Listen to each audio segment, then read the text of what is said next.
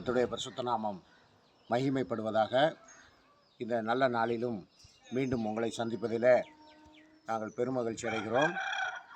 இந்த நாளிலும் நாம் வேதாகமத்திலிருந்து ஒரு சில காரியங்களை பார்க்க இருக்கிறோம். அதை கர்த்தர் ஆசீர்வதித்து தரும்படியாக இப்பொழுது நாம் ஒரு ஜெபம் பண்ணிவிட்டு அதற்குள்ளே கடந்து செல்வோம். அன்பின் பரலோக பிதாவே, இந்த வேலைக்காய் நாங்கள் நன்றி செலுத்துகிறோம்.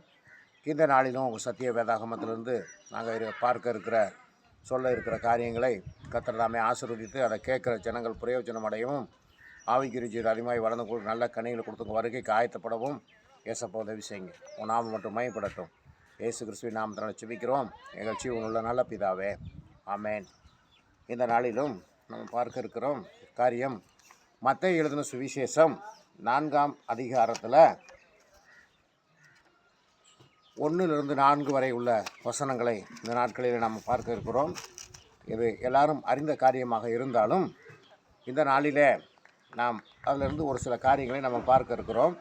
அப்பொழுது இயேசு பிசாசினால் சோதிக்கப்படுவதற்கு ஆவியானவராலே வனாந்தரத்துக்கு கொண்டு போகப்பட்டார்.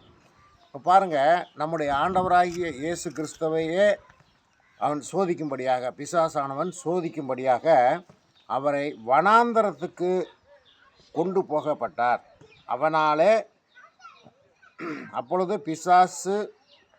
பிசாசினால் சோதிக்கப்படுவதற்கு ஆவியானவராலே வனாந்தரத்துக்கு கொண்டு போகப்பட்டார்.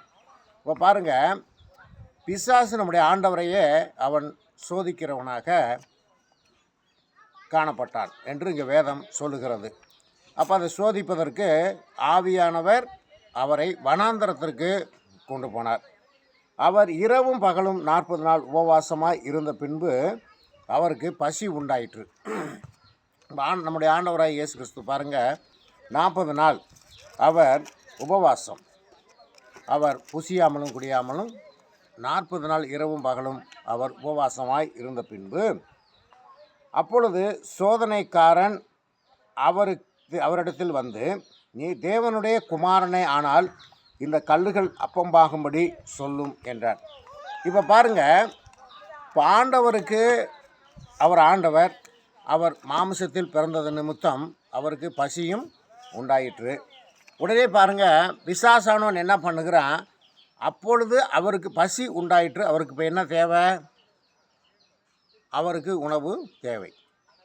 உடனே பாருங்கள், அவருக்கு பசி உண்டாயிற்று என்று அறிந்த உடனே அவரை சோதிக்கும்படி அவரிடத்தில் வந்து என்ன கேட்குறான்னா,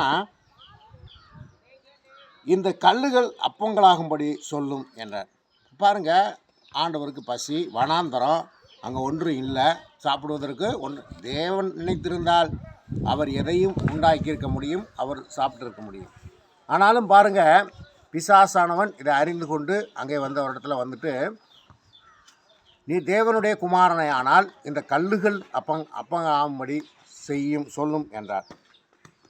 அவர் பிரதி உத்தரமாக, மனுஷன் அப்பத்தினால் மாத்திரமல்ல. ஆண்டவர் பாருங்க, இவன் சோதிக்கிறான் என்பதை அறிந்து கொண்டு ஆண்டவர் தெளிவாக அவனுக்கு பதில் சொல்லுகிறார். மனுஷன் அப்பத்தினால் மாத்திரமல்ல, தேவனுடைய வாயிலிருந்து புறப்படுகிற ஒவ்வொரு வார்த்தையினாலும் பிழைப்பான் என்று எழுதியிருக்கிறது என்றார். அப்போ பாருங்கள், மனுஷன் வந்து அப்பத்தினால் மாத்திரம் அல்ல, நாம் பிழைப்பதற்கு நம்முடைய இந்த போஜனம் மட்டும் போதாது, தேவனுடைய வாயிலிருந்து புறப்படுகிற ஒவ்வொரு வார்த்தையினாலும் பிழைப்பான். இப்போ பாருங்கள், நம்ம மாமிசம் பிழைத்திருக்கும்படியாக நாம் உணவு உண்கிறோம், 3 வேளை உணவு எடுத்துக்கொள்ளுகிறோம். இதற்கிடையிலே நாம் டீ, பலகாரம், அந்த மாதிரி காரியங்களெல்லாம் நாம் உண்பது உண்டு. இது எதற்காக? நம்முடைய மாமிசத்துக்காக, நாம் மாம்சம் பிழைத்திருக்கும்படியாக, மாமிசத்துக்கு பலன் உண்டாயிருக்கும்படியாக நாம் இந்த உணவுகளை எடுத்துக்கொள்ளுகிறோம். சரி, நம்முடைய ஆத்துமா பலன் உண்டாயிருக்கும்படி நாம் எடுத்துக்கொள்ள வேண்டிய உணவு என்ன உணவு? அங்கே அதைத்தான் ஆண்டவர் சொல்லுகிறார், தேவனுடைய வாயிலிருந்து புறப்படுகிற ஒவ்வொரு வார்த்தையினாலும் மனிதன் பிழைப்பான். அப்போ உன்னுடைய ஆத்துமா பிழைத்திருக்கணும். உன்னுடைய ஆத்துமா ஆண்டவருக்குள்ளே வளர்ந்து பரலோகத்துக்கு போகணும்னா நீ என்ன உணவு உண்ண வேண்டும் என்பதைத்தான் இந்த நாட்களில் நம்ம பார்க்கிறோம். அப்போ ஒரு மனிதன் கண்டிப்பாக தேவனுடைய வார்த்தையை அறிந்திருக்க வேண்டும். வேதாகமத்தில் நமக்கு சொல்லப்பட்டிருக்கிற இந்த வேத வசனங்களை நாம் அறிந்து இருக்க வேண்டும். நாம் அதை தினந்தோறும் எப்படி நாம் ஒரு நாளைக்கு 3 வேளை உணவு எடுத்துக்கொள்ளுகிறோமோ அதை போல் நம்முடைய ஆத்துமாவுக்கு தேவையான உணவாகிய வேத வசனத்தை தினந்தோறும் நாம் வாசித்து அதன்படி நடக்கிறவர்களாக நம்முடைய ஆத்துமாவுக்கு அந்த உணவை எடுத்துக்கொள்ள வேண்டும். அதைத்தான் அங்கே தெளிவாக ஆண்டவராய் இயேசு கிறிஸ்து சொல்லுகிறார். மனுஷன் அப்பத்தினால் மாத்திரம் அல்ல. சாப்பாடு மட்டும் இருந்தால் பிழைத்தரலாமா? தேவனுடைய கிருபையும் வேணும், அவருடைய வார்த்தையும் வேணும். ஆகவே பிரியமானவர்களே, நீங்கள் உண்மை கிறிஸ்தவர்களாக இருக்க விரும்பினால் நாம் உலக பிரகாரமாக நம்ம உண்கிற இந்த உணவு மட்டும் போதாது. ஆவிக்குரிய உணவாகிய வேத வசனத்தை நாம் தினந்தோறும் படித்து அதை தியானித்து அதன் வழியில் நடந்தால் நம்முடைய ஆத்மா பிழைத்திருக்கும். நாம் பரலோக ராஜ்யத்தை சுதந்திரித்துக் கொள்ளலாம் என்பதை இதன் மூலம் உங்களுக்கு தெரிவிக்கிறோம். கர்த்தர் தாமே இந்த காரியங்களை ஆசீர்வதிப்பாராக. ஆமென்.